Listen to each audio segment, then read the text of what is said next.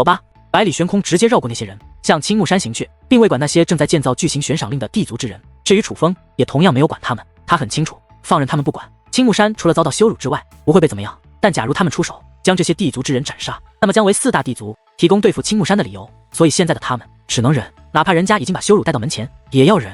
百里玄空身为青木山的老祖级人物，有着特殊的手段以及权限，所以进入青木山后，直接带着楚风进入了那防守森严、被列为禁地的远古遗迹之中。不过他没有直接带着楚风深入，而是用特殊手段将尹成空、关宏、独孤星风3位青木山如今明面上仅有的3位武帝召集了过来。玄空大人见到百里玄空与楚风安然无恙归来，尹成空3人皆很是高兴，尤其是独孤星风，这3个你们拿着。百里玄空将3个青色的小钟分别递给了尹成空3人，这钟有些特殊，竟是木头制成的，虽然只有巴掌大小，可看着却很是古老，怕是已存在了无数个岁月，并且在那小钟的上面刻着4个字：青木地钟。这4个字微光闪烁，仿佛富有灵魂，蕴含强大力量。青木地钟。看到这青木地钟，独孤星风3人脸色皆是目光一变。别人不知道这青木地钟的来历，他们可非常清楚，这是一种至宝，是青木山的至宝，可攻可防的至宝，是由青木山开山祖师所留下来的。虽然只有武帝才能使用，可是数万年以来，这青木地钟已经被使用殆尽。此刻他们手中这3个，很可能便是青木山最后的3个青木地钟，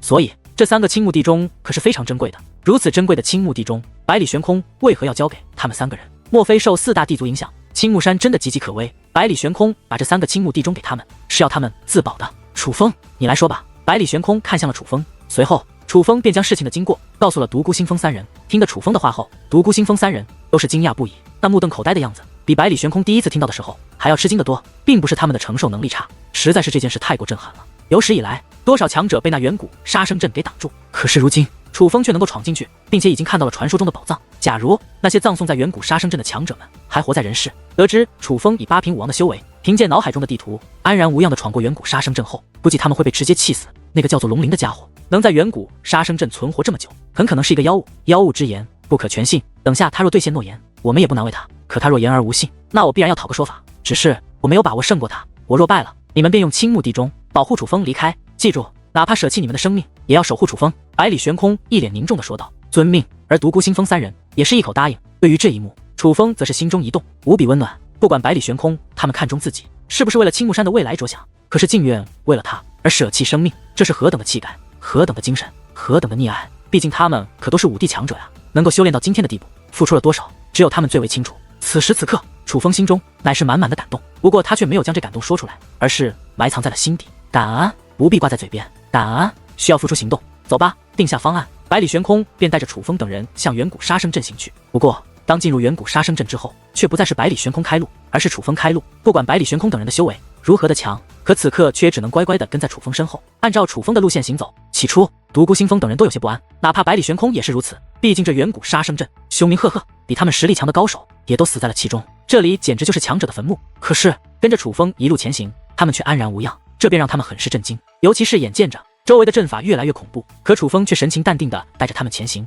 他们心中的震惊便转为了震撼。这样恐怖的阵法，莫说用眼去看，单单是那股气势已是摄人心魄，寻常人哪里抵挡得住？换做寻常的小辈，就算不被吓得屁滚尿流，可早也被吓得瑟瑟发抖了。但是楚风却表现得比他们还要镇定，那一脸的自信，就仿佛在告诉他们，他能够带着他们安然地走过这恐怖的远古杀生阵。经过此事，他们几乎都可以确定，楚风的才能绝对不止在天赋之上，他这强大的心智也绝非寻常人可以比拟的。终于，楚风率领众人闯过了远古杀生阵。不仅如此，他们还进入了那藏匿宝藏的地方。来到此处，对楚风来说，迎面来的是一种熟悉之感。此处没有任何变化，那满是修炼果实的大树，那绽放光芒的半城地冰，那封闭却诱人的宝箱，一如既往的绚丽夺目。百里玄空、独孤星风、尹成空、关宏4人，就如同楚风第一次来到这里时一样，都被那眼前的宝藏所吸引。毕竟这样的至宝实在太过难得，先不说那满树的果实皆是难得的修炼珍品，随便拿出一颗都能卖出高价。单说那把弓，所有人都能一眼看出，这不是一把寻常的半城地冰，那手工，那气息，简直堪称完美。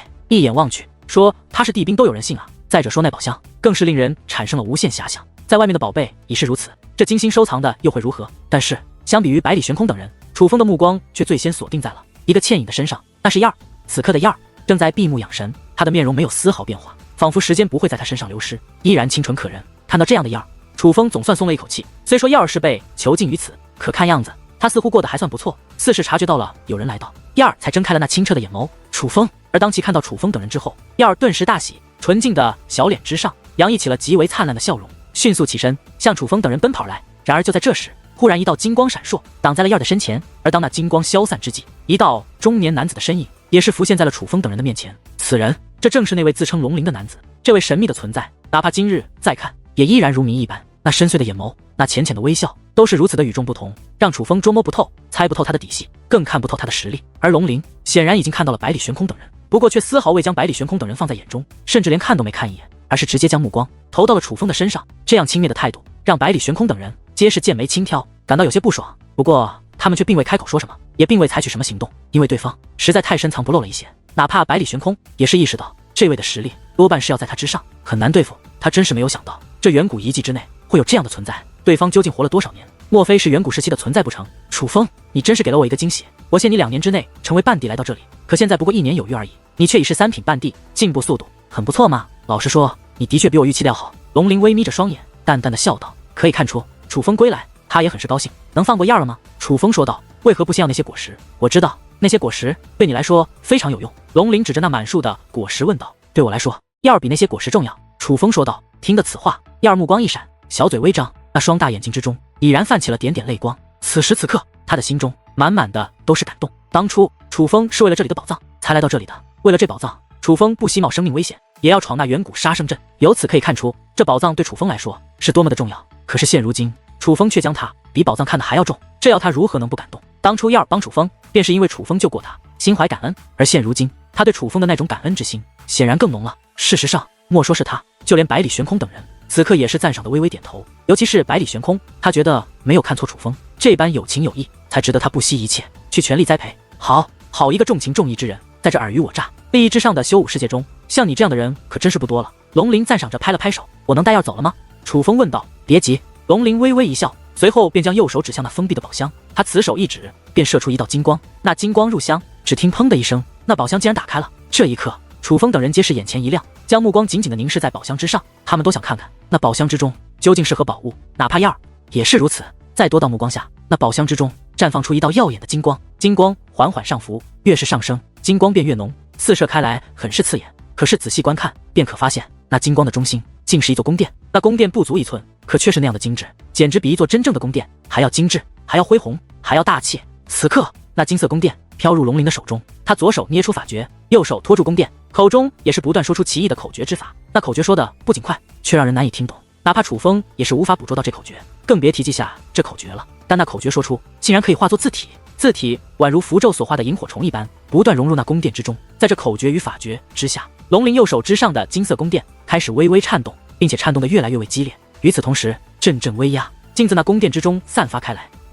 忽然，那龙鳞将手一扬，那座金色宫殿便射向高空，随后开始急速扩大，眨眼之间，化作高达150米、长达1500米的巨型宫殿，坐落在了半空之上。宫殿扩大之后，一切看得更为清楚，金芒四射，气势磅礴，简直无与伦比。与此同时，那硕大的殿门缓缓开启，而当那殿门开启之后，阵阵轰鸣之音从那殿门之中传来。原来是有一批军队自殿门之中走出。看到这批军队，楚风等人皆是神情一变，目露惊讶之容。这军队身穿金色铠甲，头戴金色头盔，手握金色长枪，光芒闪闪，简直比楚风见过的所有金色铠甲都还要耀眼得多。虽然铠甲耀眼，可这铠甲之内竟然看不到任何身影，就仿佛是这铠甲自己活了一般。而楚风等人之所以吃惊，还不仅如此，乃是这金甲军队足有1000位，1000位金甲士兵竟全部散发着1品武帝的修为，足1000位武帝，就算全部都是1品武帝，可也足以让人震撼不已，难以置信。甚至就连那已经贵为武帝的关宏长老，眼下也是不断的揉擦自己的双眼，开始怀疑自己是在做梦。而这也不能怪他，实在是武帝强者在武之圣土实在太过稀少，毕竟贵为9世之一的青木山，算上百里玄空，也只有4位武帝而已，其他弱一点的，怕是最多只有2位而已。而事实上，就算南宫地族那样的超然势力，武帝强者也远远达不到100位之多。所以此时此刻，哪怕楚风等人也是被吓得不轻，这场面实在是太震撼了。足1000名武帝，怕是整个武之圣土的武帝全部加到一起，也未必有这么多吧。杀！然而就在楚风等人还沉浸在震惊之中时，那1000位铠甲士兵竟全部将手中长枪对向楚风等人。长枪一出，足1000道金芒四射开来，那1000道金芒宛如1000条金龙一般，在那天际之上，宫殿之前盘旋舞动，最终竟形成一座防御阵法，封在了宫殿之前。阵法之强，哪怕未曾靠近，可以有着一层汹涌的威压席卷而下，震慑八方。这威压实在太强，若不是百里玄空在此，怕是独孤星风与那关宏都要被这威压震得连连倒退，就被提楚风这个小半帝了。不用怕，那不过是机关而已。龙鳞淡淡的笑道：“机关。”听得此话，楚风等人再度大吃一惊。什么样的机关能够打造出如此强大的存在？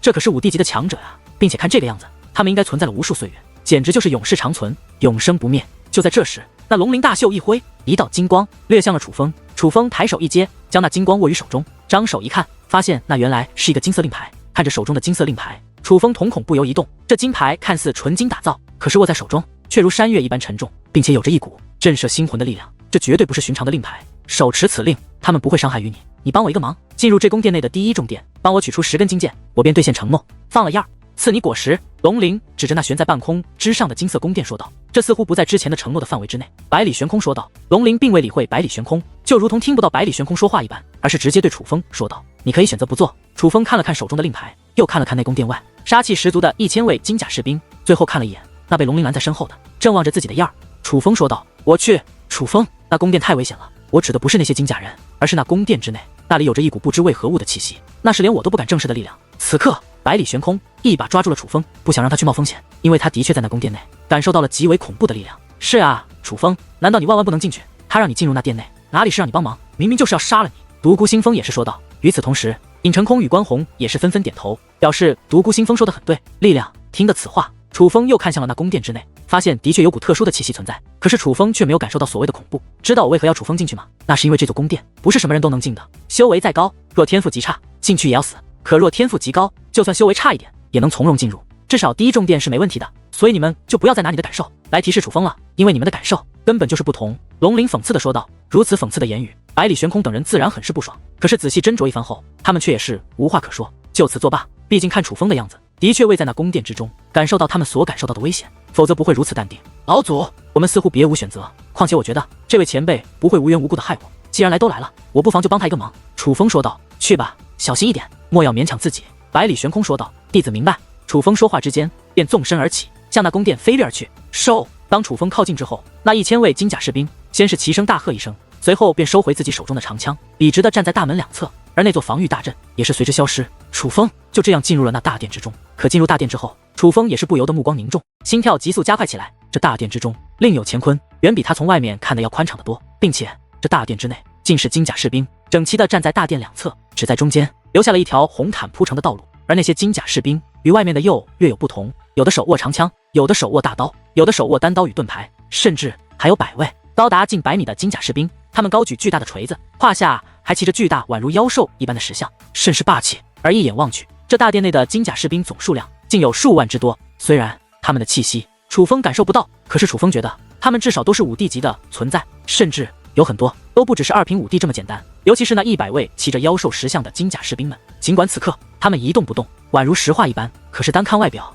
也知道他们有多么凶悍，绝对不是寻常的5D，足足数万位5D的士兵所汇集的大军。这若是杀向帝王领域，怕是4族3府，哪怕远古精灵都要臣服，因为这个兵力实在是太恐怖了。远古时期究竟是有多么强盛？楚风心中泛起了嘀咕，他觉得这座宫殿是远古时期的产物，而这些金甲士兵应该也是远古时期的产物。虽然这只是一个产物，可是就算今时今日5支圣土的各方势力联手合并为一座势力，也是远远无法与这大殿内的兵力相提并论的。尽管内心震撼，可楚风却并未停留，而是脚踏红毯，他快步地向前走去。因为在前方有一座大门，大门上有着一个巨大的牌匾，牌匾上写着3个大字：一重殿。楚风靠近之后，那一重殿的大门似是迎接主人一般缓缓开启，可是大门开启的一刹那，一股巨大的压力宛如无形的巨浪一般自其中奔腾而出，将楚风淹没在了其中。那压力之强使得楚风连续倒退3步才稳住身形。可是此时不仅背脊生风，汗毛也是根根直立。先前百里悬空等人所感受到的危险，在这一刻他终于也感受到了，还真是不简单啊。楚风已经意识到这个一重殿内有多危险，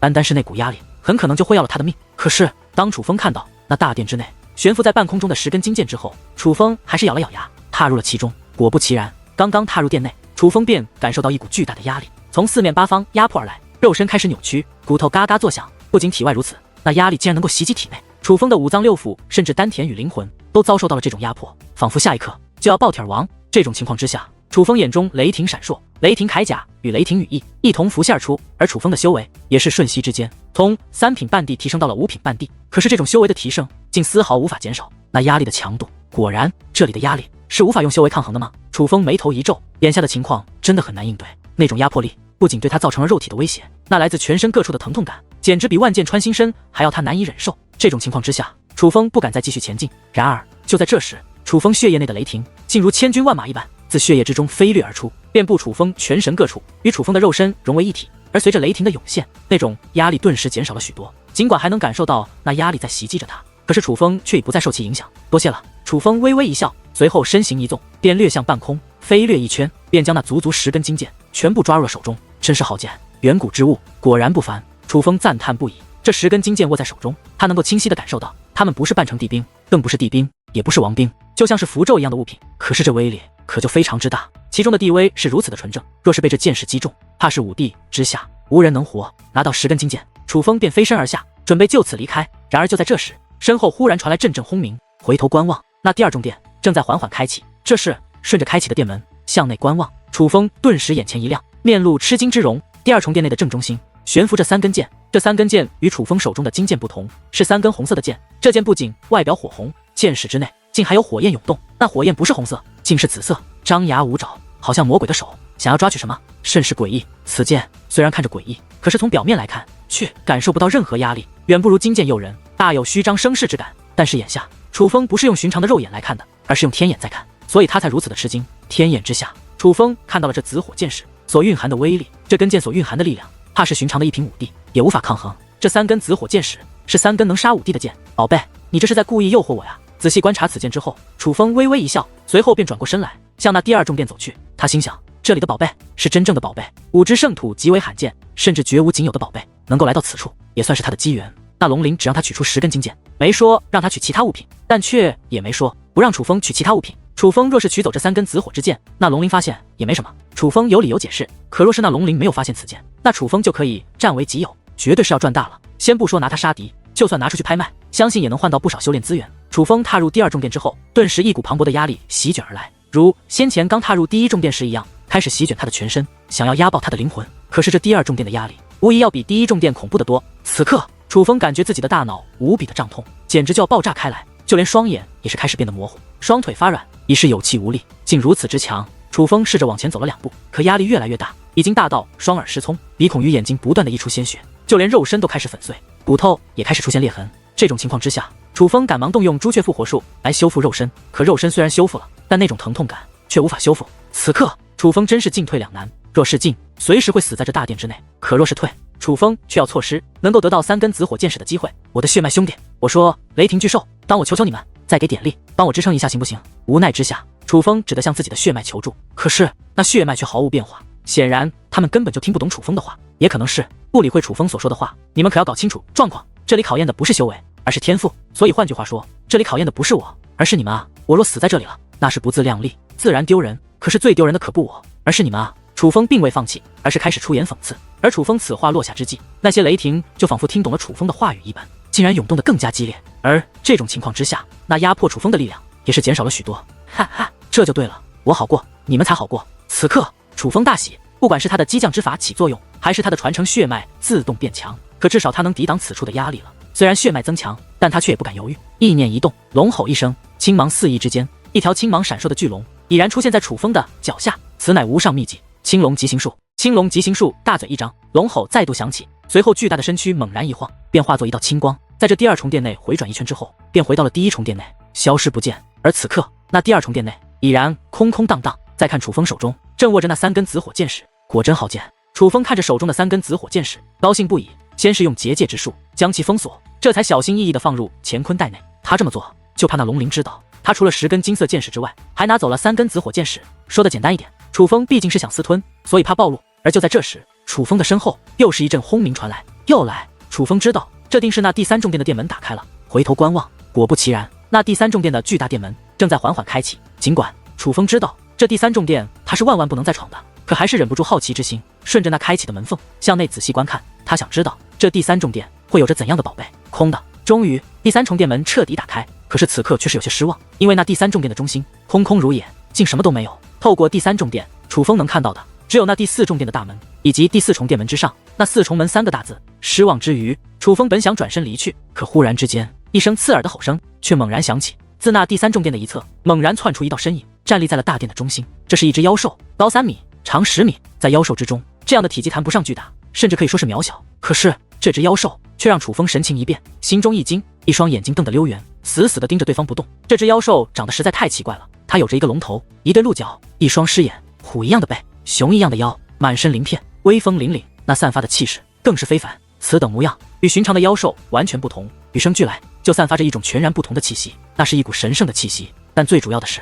这只妖兽竟然散发着强烈的地威。尽管那地威没有威胁到自己，可楚风还是能够确定那是真正的地威。这是一只5帝级的妖兽，并且绝非寻常的5帝那么简单。这究竟是什么？它的气息与妖兽截然不同，竟如此神圣，莫非这是传说中的神兽麒麟？一番仔细观察之后，楚风顿时张大了嘴巴，本就惊讶的脸上增添的是更为吃惊，因为眼前这位的模样简直与传说中的神兽麒麟一模一样。神兽麒麟那是何物？那可是与真龙一样，同为神兽，是传说中的存在啊！这个世间真的有神兽存在？楚风越发惊讶，天眼之下竟也无法辨别眼前的麒麟是真是假，他无法确定这麒麟是如金甲士兵一样，也是机关或是结界所化，还是真正的神兽。可就算它不是真正的神兽，那也是一个大手笔。但假如这是真正的神兽，那也实在太过惊人了一些。楚风打量那麒麟的同时，那麒麟也在打量自己。忽然他发出了一声低吼，随后便身子一晃，掠向了一旁，离开了楚风的视线，再度藏了起来。我擦，被鄙视了！楚风无语地撇了撇大嘴，他从麒麟兽那最后的目光中看到了特殊的意味，不屑、轻视，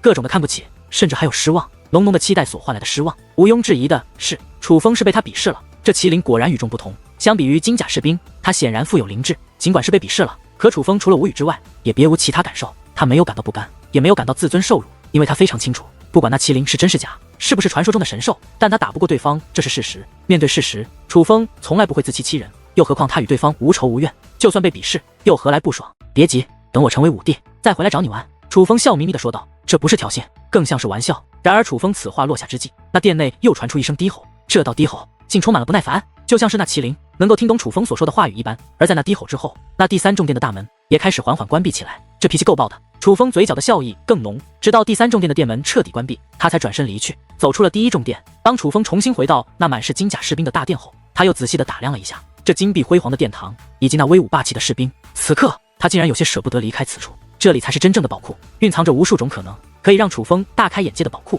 楚风虽然不舍，可却并没有一直待在此处，而是观察一番后，握住手中的10根金剑，便快步地向殿外行去。10根金剑已经到手，是时候带样走了。此刻，龙鳞等人都在注视那座宫殿，尤其百里玄空等人更是目光闪烁，坐立难安，一举一动都彰显着对楚风的担心。终于，楚风自宫殿之内一跃而出，落到了地面之上，并且在他的手中还握着10根金剑。成功了！见到楚风，百里玄空等人不仅松了一口气，更是顿时大喜。成功了！楚风点了点头，随后手掌一扬，便将手中的10根金剑丢向了龙鳞。该遵守你的承诺了。的确，龙鳞手握10根金剑，笑着点了点头，随后大袖一卷，顿时狂风大作，而那棵大树也是剧烈的摇晃起来。在那摇晃之下，布满大树的果实便开始纷纷脱落，随后向楚风飞掠而去，最终全部堆积在了楚风的身前。这果实不大，可堆积起来竟比楚风还高，由此可见这果实的数量有多少。不过这也难怪，因为此时此刻那棵大树上已是一颗果实都没有，全部来到了楚风的面前，放了样。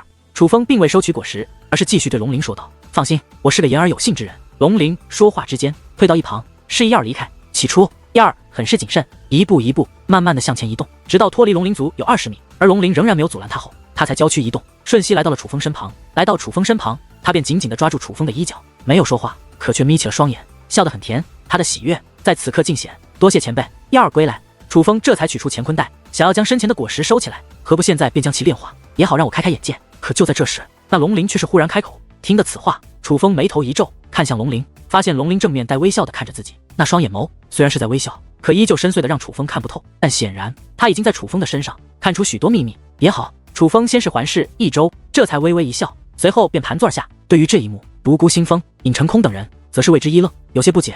直到楚风嘴巴一张，堆积在面前的果实开始纷纷被其吸入口中之后，独孤星风等人才目光一闪，大吃一惊。楚风在炼化这些果实，可是这炼化的速度也实在太过惊人了一些，甚至他们都能够感受得到楚风的气息在急速的攀升。尽管这些果实是修炼的至宝，可是像楚风这样修炼的，他们还是第一次见到。这种残暴的修炼方式，怕是连4大帝族也做不到吧？准确的来说，整个5之圣土，怕是没有人能够做到。虽然震惊，但他们却也欣喜。事到如今，他们终于知道为何楚风的修为提升得如此之快。原来此子的天赋已经逆天到了这种地步，只要有着足够的修炼资源，便可以提升修为。这实在是太逆天了。修武一途艰难无比，但楚风的面前似乎并非如此，这才是真正的逆天，是逆天的天赋。虽然这是楚风的优势，但却也有着弊端。那就是胃口太大。如此庞大的修炼资源，若是寻常人也能像楚风一样尽数炼化，转成修为，就算突破5帝也绝非难事。怕是一品5帝也无法阻挡，因为这些果实所蕴含的武力实在是太浓了，又何况数量如此之多。但是楚风将这些修炼果实全部吞噬之后，修为却只是提升到了4品，从3品半帝提升到了7品半帝。可是楚风对此却已是非常满意，因为只有他清楚，他那传承血脉是多么的贪得无厌。虽然当初只是一颗果实便让楚风提升了1品修为，可是那时的楚风毕竟还是武君，而如今的楚风已是半帝，修为提升的同时，那传承血脉的胃口也在随之提升，并且提升的速度非常恐怖。所以楚风能够连续突破4品修为，从3品半帝突破到7品半帝，这对楚风来说已是意料之外，并且此刻楚风丹田之内的武力非常之足，只差一点便可以突破到8品半帝，这为楚风以后的突破打下了良好的基础。对于楚风来说，绝对算是突飞猛进，他怎会不喜？楚风站起身后，先是深吸了一口气，感受此刻这7品半帝的修为，他的脸上也是露出了难以掩饰的笑容。7品半帝的修为，加上雷霆铠甲与雷霆羽翼，楚风的修为可达到9品半帝，再加上逆战4品的战力，5帝之下，怕是能与楚风争锋的人少之又少。5支圣徒能压制楚风的，怕是唯有5帝了。楚风，你可真是让我等大开眼界了呀！就在这时，尹成空赞叹无比的说道。定目观望，尹成空正满面惊叹的看着楚风，不只是他，就连关宏、独孤星风，甚至燕儿也是如此。虽然将那么庞大的修炼资源全部吞噬，楚风只提升了4品修为，这很不合常理。可是楚风吞噬的速度极快，几乎只在短短的瞬间，便将所有果实给吞噬得一干二净。这也就等于楚风在一瞬间便提升了4品修为。试问他们如何能不震惊？面对独孤星风等人那又惊又喜、复杂难定的神情，楚风也只是微微一笑，而并未多说。他敢于将自己这个秘密展现给他们，那乃是因为楚风信任他们，所以无论他们怎么想，也都无所谓了。不错，比我预想的还要有趣。你这血脉若是放在天外不算什么，可在这5支圣土的确堪称奇迹。那龙鳞淡淡的笑道。而听得此话，楚风却是神情一变，赶忙问道：你知道天外？我知道的事情就太多了，但是我没必要告诉你，所以你也没资格多问。现在与其去想那些有的没的，倒是不如好好想想你自己，毕竟很快你便会极度难过、极度不爽、极度郁闷、极度不甘。龙鳞的嘴角掀起了一抹邪恶的笑意。我们走。听得此话，楚风眉头微皱，意识到了不对，随后抓住身旁的燕儿，便要就此离去。然而就在这时，那龙鳞忽然身形一动，竟瞬息来到了楚风与燕儿的身旁，并且他的手掌已是抓住了燕儿的肩膀之上。见状，楚风赶忙抓紧了燕儿的手腕，生怕龙鳞将燕儿自他身旁夺走。然而楚风刚刚用力，便感觉自己浑身松软，软弱无力，就这样眼睁睁看着龙鳞将燕儿带走了。龙鳞，你言而无信！此刻楚风大怒，言而无信，不知此话怎讲。龙鳞将燕儿推到身后，随后笑眯眯地问道，就仿佛真的听不懂楚风说的话一样。你说过，只要我成为半帝，回到此处，你便放过燕儿。现在你这算什么？楚风愤怒地斥责道。我想你搞错了，我难道没有放过这丫头吗？我已经将她放走了，所以我是言而有信的，只不过现在我又将她抓回来了而已，这你不能怪我。谁让你这么弱呢？龙鳞继续笑道，厚颜无耻，真是找死。此刻百里悬空忍不住了，他大袖一卷，露出手掌之际，那符咒流转的朱砂笔已然在其手中，已杀诸万物。忽然百里悬空将手中的朱砂笔对准龙鳞，随后那朱砂笔光芒大盛，一道耀眼的金光铺天盖地的对着龙鳞便轰了过去。老祖，燕儿也在那里。见此一幕，楚风心惊不已，他自然希望龙鳞被压，可他却不想燕儿有事。而百里悬空这一击如此之强，楚风真的担心燕儿会被伤到。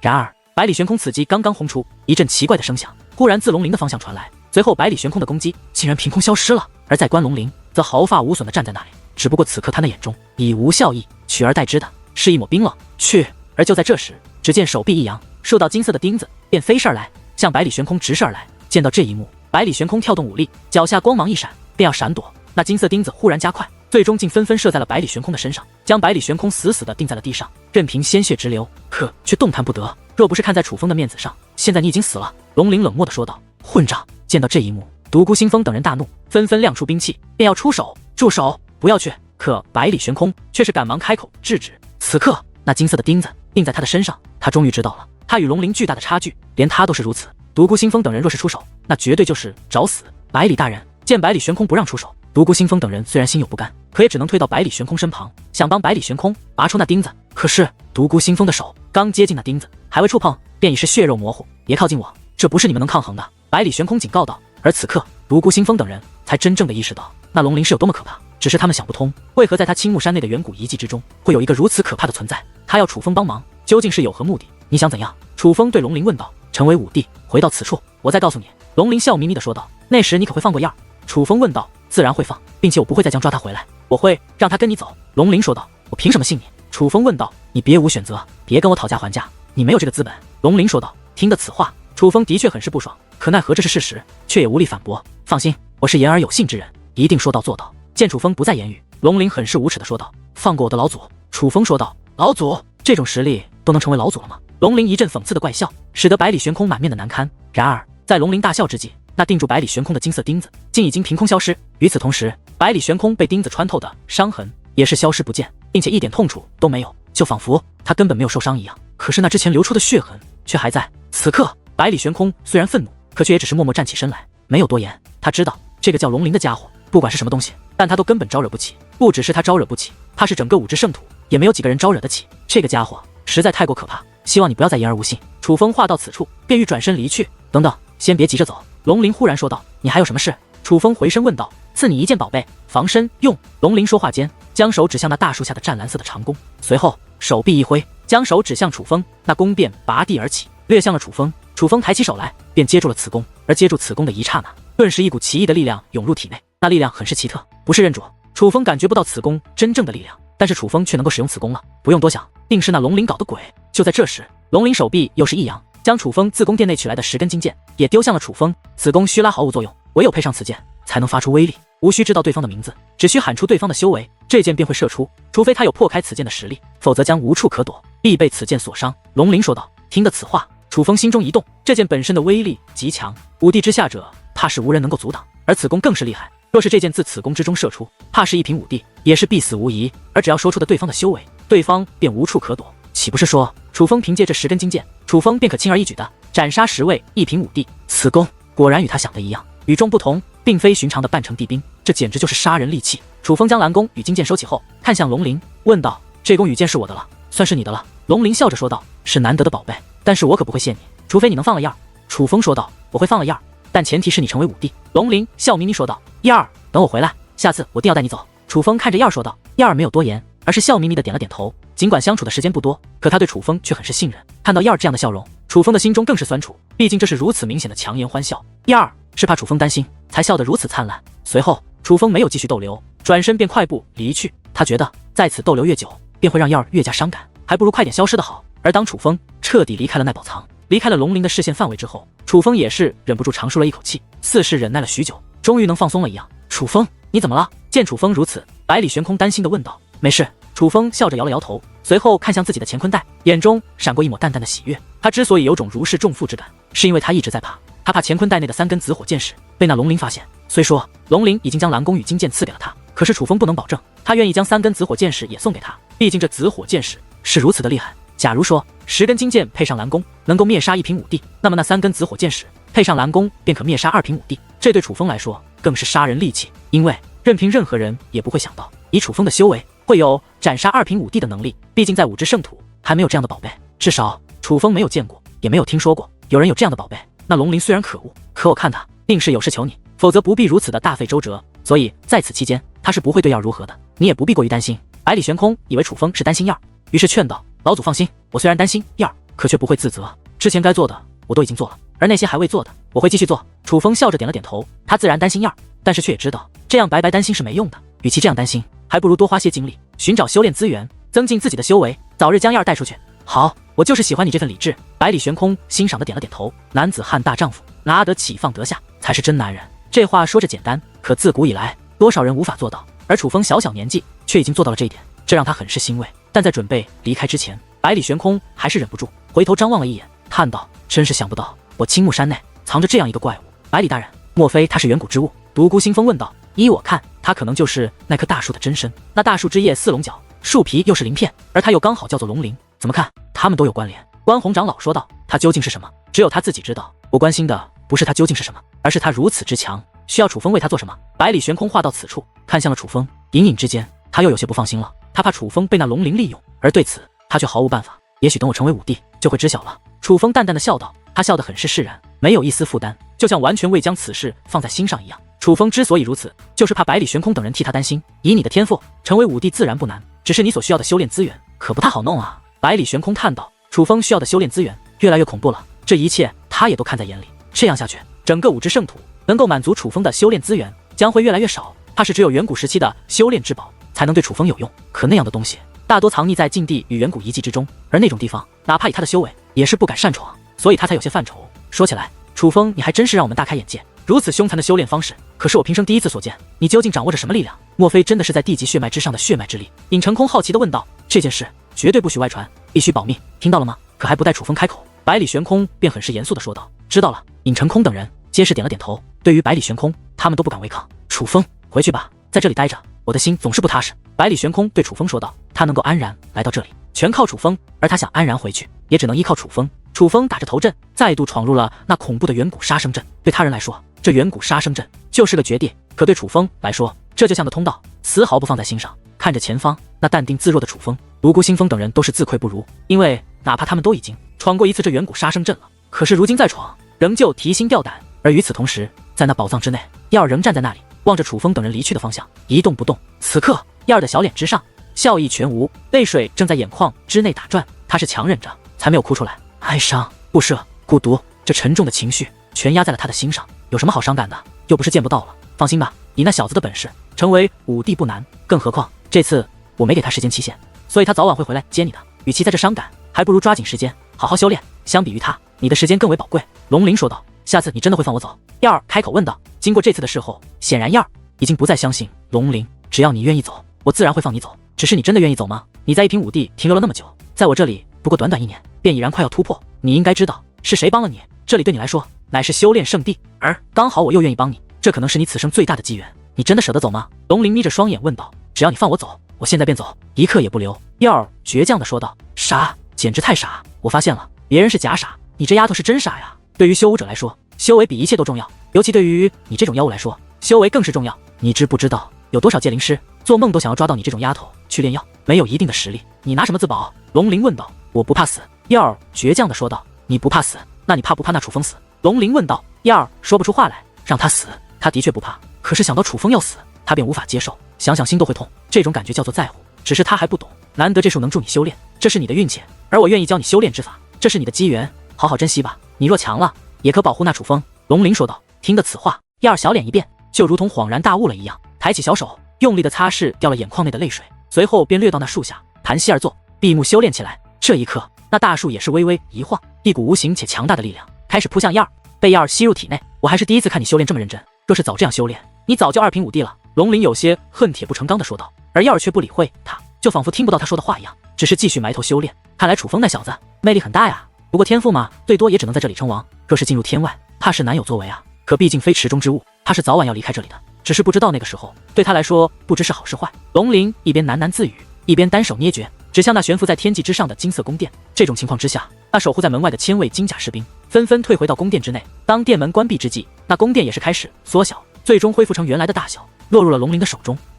然而当那宫殿入手之后，龙鳞先是一愣，随后目光一闪，便大吃一惊。此刻那宫殿之上有着微微的变化，那是3道类似门一样的符咒，而这前道符咒此刻都是开启的状态，唯有最后一道是关闭状态。那个小子竟然闯入了第2重殿，还拿走了第2重殿内的3支箭。龙鳞越发吃惊，因为仔细观看之下，他已经确定了这一点。过了好一会，龙鳞的情绪才有所缓和，随后露出了颇为尴尬的笑容，说道：有意思，天赋强到了这种程度，怕是进入天外也是能够博得一席之地。楚风，看来倒是我小看了你。经过一段路程之后，楚风等人终于离开了远古遗迹，且来到了青木内防范最森严的地方。这里已不再是青木山，而是一个开辟出来的空间，这里便是青木盛会。青木盛会不如青木山辽阔，可却是一处修炼的宝地。这里因为特殊阵法的存在，能够聚集外界的天地能量，久而久之的导致此处的天地能量比外界要浓郁不少。再加上种植了不少特殊的灵药与植物，那植物散发的气息能够影响此处天地能量的本质，使得这里的天地能量更容易被修武者炼化。所以青木盛会的人大多都常年闭关于此，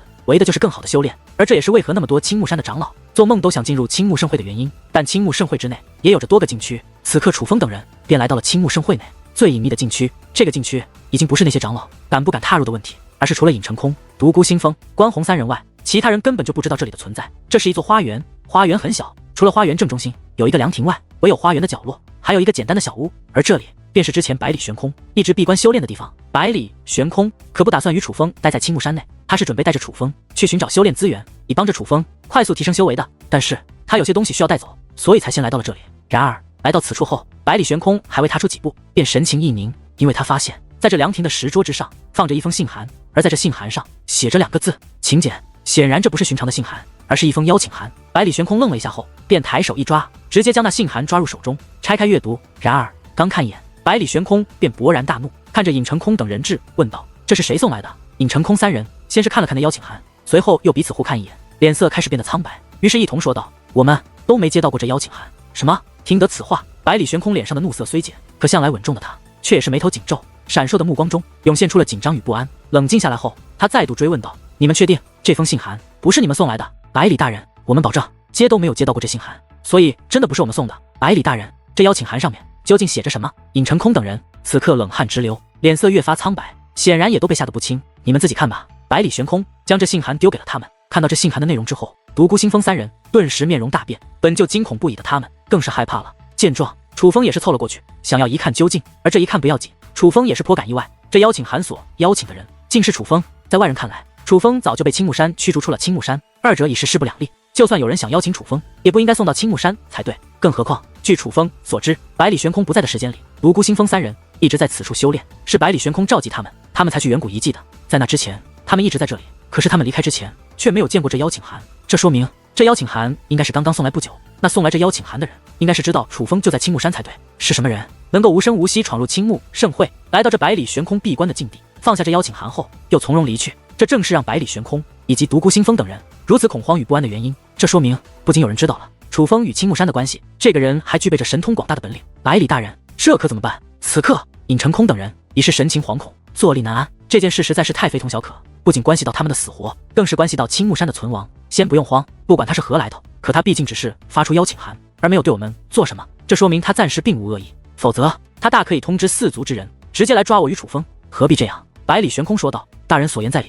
听得百里玄空的话后，独孤星风等人的紧张情绪虽缓和了一点，可却仍然很是不安。毕竟不管对方有何目的，可对方不仅进入他们最隐秘的境地，还从容的离开，对此他们却毫无察觉，这让他们毫无安全感。楚风，这件事你怎么看？百里玄空对楚风问道。让我先看完这邀请函的内容。楚风说着，便继续看向了邀请函。他觉得不管对方是何来头，他来到此处留下信函，便说明他是有所目的，而他的目的应该就在这邀请函上。听得楚风的话后，百里玄空等人才恍然大悟，不由纷纷苦笑起来，心中暗想：这种时刻，他们竟不如一个孩子冷静，真是白活了这么多年。虽然心中苦笑，可他们却也都再度将目光投向了那信函之上。继续观看之后，楚风他们才发现，对方邀请楚风的目的，竟是去参加一个所谓的最强小辈争霸会。这个邀请函上不仅邀请了楚风，还邀请了其他人，并且那上面还写了所有被邀请之人的名字以及来历。尽管有些人楚风不认识，可楚风看到对方的来历后，他便知道这些被邀请的人绝对是当今5支圣土最顶尖的小辈才对，其中大部分是天道府、人王府、地狱府的弟子，也有一些是某些隐士高人的弟子，而练兵仙人的真传弟子百里星河也在其列。值得一提的是，4大地族小辈之中，只有一个人被邀请了，那个便是刚被楚风击败不久的西门飞雪。而这也侧面的说明，4大地族的小辈之中，只有西门飞雪一人有资格参加那最强小辈争霸会。不得不说，若是这个邀请函上被邀请的人全部去的话，那这所谓的最强小辈争霸会的含金量可是非常之高的。之前拜月云城举办的4族小辈切磋，若与这个相比，完全不是一个级别。若是有人能够获得这个争霸会的第1名，也就等于他真的是5支圣土当今小辈中的第1人。而最让楚风吃惊的，不是这场大会，而是这个最强小辈争霸会的发起者。他没有明确说出自己的名字，可却说出了自己的一个头衔，他竟是工地传人。工地传人，竟是工地传人。看到这里，百里玄空等人皆是神情一变，很是吃惊。老祖，你知道这工地传人？楚风好奇地问道。因为看百里玄空等人的样子，似乎听说过工地传人。而关于这工地的传人，其实楚风早就有所耳闻，毕竟当初能够得到90神图中的力量，靠的便是工地传人的一缕气息。但是按理来说，工地传人早就应该不在人世了才对，莫非他还活着？在你被通缉的这段时间，5支圣土有一个新人声名鹊起，他连续挑战了多位强者的弟子，皆是以绝对优势取胜。他的实力很强，天赋绝对逆天，但却没人知道他是谁，只知道他自称是工地的传人。百里玄空说道。这么说来，这个工地传人也是一个小辈？楚风有些惊讶地问道。与你一样，不过他的风头可比你要盛。虽然你横扫了4大地族的小辈，也是让你声名鹊起，可毕竟在4族小辈之中，真正有含金量的对手只有西门飞雪一人。然而那工地传人击败的对手，可至少都是与西门飞雪一个级别的存在，是5支圣土最顶尖的小辈。百里玄空说道。听到这里，楚风已经明白了大概，这个工地传人肯定不是那一缕气息的主人，很可能是那位的后人。不过以他的本事，绝对不可能无声无息的便闯入这里，放下邀请函。看来他的身后也是有着很了不起的存在啊！这也就难怪他一个小辈敢这么肆无忌惮地挑战那么多高手的弟子。百里玄空感叹道。工地死了那么久，若真是工地传人，那一定是传承了许久，只不过他们是在最近才选择出世罢了。而若真是这样，那他的身后有厉害的人撑腰，也就不足为奇。毕竟他们可是得到工地力量的人。楚风说道：“楚风，你的意思莫非是听得楚风之话？”独孤星风等人皆是目光一闪，神情一变。楚风的意思是，工地一直有传人，并且一代传一代。这位最近风头极盛的传人，应该是最新一代。百里玄空解释道：“可是工地已经死了那么久了，若是真的有传人，应该早就出世了才对，怎么会现在才出现？”独孤星风等人问道。其实他们都不太相信工地真的有传人在世，觉得楚风猜测的不对。实不相瞒，当初在联盟领域的时候，我遇到过一场难得的机缘。那位帮助我的，乃是一位前辈高人留下的一缕气息，而那缕气息的主人正是工地传人。楚风说道：“楚风，你此话当真？”听得此话，百里玄空等人皆是大吃一惊，因为楚风此话绝对非同小可。若是真的，那就更是非同小可，千真万确。楚风点了点头，随后思索一番后，才继续说道：“这件事我本不应该说的，可在座的都是我信得过的前辈，我便直说了。应风谷村的开山祖师便曾亲眼见过工地传人，不仅如此，还得到过对方的恩惠，所以他视对方为贵人。为此，他曾留下过这样一段话：贵人之能无与伦比，他是五之圣土之中，除青帝大人之外，乃最强者也。只不过那工地的传人很是低调，不让应风谷村的开山祖师将他的事情传出去，所以这件事几乎无人知晓。但是我觉得，那工地传人若真的得到工地的力量，很有可能会继续传承下去。”楚风解释道：“这那位应风谷村的开山祖师，我倒是听说过，他的确是在青帝统治的时代出世的。这么说来，在青帝的时代，真的也有工地的传人在世，只不过是在隐世而已。这样看来，那么现在五之圣土出现的工地传人，很可能不只是借助工地的名号这么简单，而是真正的工地传人。”听得楚风的话后，百里玄空等人的神情都变得越发精彩，甚至那关红长老苍老的身体都开始微微发抖，那是激动的在发抖。他们之前也都不相信，那最近风声鹊起的小辈会真的是工地的传人，都以为他是拿工地的名号来壮自己的名声。但听过楚风的话后，他们都改变了自己的想法，而这改变的后的看法，却是让他们自己都无比吃惊，有些难以接受的。假如真的是工地传人出世，那可真是不得了啊！都说这个时代是帝王群雄争锋，帝王将要出世的时代，现在一看，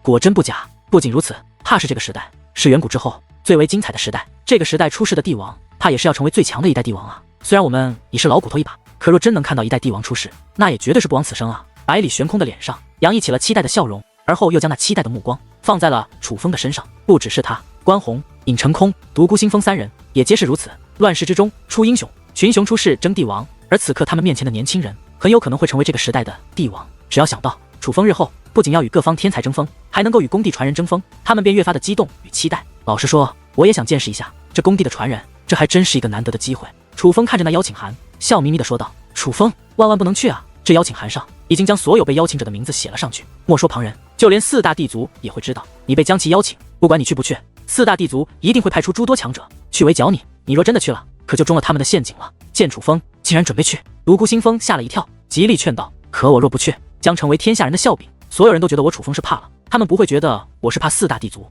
而是觉得我怕了工地传人。所以无论如何，这所谓的最强小辈争霸会，我是非去不可。”此刻，楚风的眼中不仅满是坚决之色，不仅如此，与此同时，他更是摆出了一副跃跃欲试的架势。显然，对于这场最强争霸，他非常期待，必然是要赴约的。这种情况之下，独孤星风等人只能将目光投向了百里玄空，希望这位老祖能够劝劝楚风。而显然，在场之中最能够劝下楚风的，也只有百里玄空了。好，不愧是我看中的人，这份魄力才像能够成为帝王的人。楚风，我陪你一起去。百里玄空哈哈笑道，显得异常的兴奋与开心。百里大人，我独孤星风等人真的没有想到，百里玄空竟会如此纵容楚风。不必担心，四大地族再强，也终究是四大地族。我与楚风还不会傻到让他们想抓便能抓到。况且我觉得，这工地传人既然有举办这种赛事的本事，也应该有着保障赛事秩序的能耐。他应该知道楚风正被四大地族通缉，而他却在这种时候公告天下，他已邀请楚风。正常来说，他自然也会想到四大地族肯定会去抓楚风，所以作为这赛事的举办方，他应当保护楚风的安全，至少在赛事的时间内应该如此，否则他也将被世人所耻笑。百里玄空分析道：“可是独孤星风等人还是不太放心。没什么可是的，我与楚风先过去看看，若是真的很凶险，便不参加。你们不必担心我们。”百里玄空摆了摆手，显然不想再对此事多谈。见百里玄空心意已决，独孤星风等人也都傻眼了，因为百里玄空与楚风实在是太疯狂了一些。这可真是明知山有虎，偏向虎山行，是真正的天不怕地不怕。如独孤星风等人所料，这些邀请函发出后，四大地族便坐不住了。不只是他们，整个五之圣土都炸开了锅，真可谓是一处风起，四方云动。这一封封邀请函，让整个五之圣土都陷入了一场震荡之中。都说这是帝王出世的时代，而所有人都将目光锁定在了小辈的身上。他们都觉得那位出世的帝王是小一辈的人物，而这所谓的最强小辈争霸赛，简直就是要提前让人们知道谁才是这个时代的未来的帝王。又因为这场赛事，除了邀请的人外，还放出消息，100岁以内的小辈，只要自认为有资格参加这场赛事的都可以进入其中，所以这也就导致许多没有被邀请但却不服者也都纷纷前往，想要证明自己。至于看热闹的，那就更多了，各方势力都派出了人马前去观战，就连闭关已久不问世事的老怪物也是纷纷出世，这也是没办法的事，谁不想看一看新一代帝王究竟是谁？于是，一时之间，各方人马都前往了那最强小辈争霸赛举办的地方，位于帝王领域的宫霸平原。而这宫霸平原也算是一处不寻常的地方。当年宫帝年少之时还未成名，便与当时武之圣土一位非常有名望的老一辈强者交手，那人叫做霸星风。那一战，世人皆觉得霸星风必然获胜，因为二人不仅声望差距大，实力差距也很大。可是当二人交手后，却是棋逢敌手，难分胜负，让所有人大吃一惊。宫帝与霸星风大战了足足9天9夜，将一片连绵高山给轰成了一片满地坑洼的平原。最终，宫帝更是以一记妙招战胜了霸星风。这一战之后，宫帝不仅威名远播，人们还将此处命名为霸宫平原。可是随着宫帝名声越来越大，最终成为一代无人可比的帝王后，此处又被人更名为宫霸平原。而现如今，宫帝后人将这最强小辈争霸会选在此处，实际上也算是另有深意。当年宫帝再次成名，开启了走向唯我独尊的帝王之路，如今他的后人显然也要走宫帝的老路，他既是要证明自己，也是想以这种方式来向宫帝致敬。